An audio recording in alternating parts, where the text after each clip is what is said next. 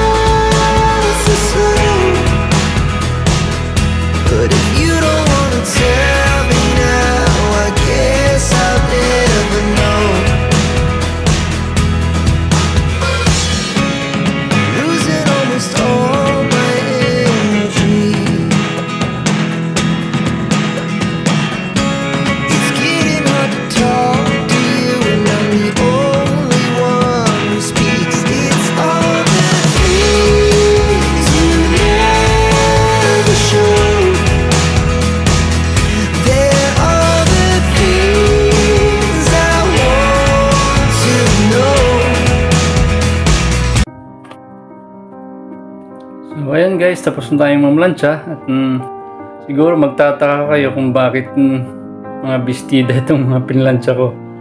Yes po, babae po yung employer natin, kaya ganyan, puro pambabae yung ano. Ito po yung pinlansya natin, yan.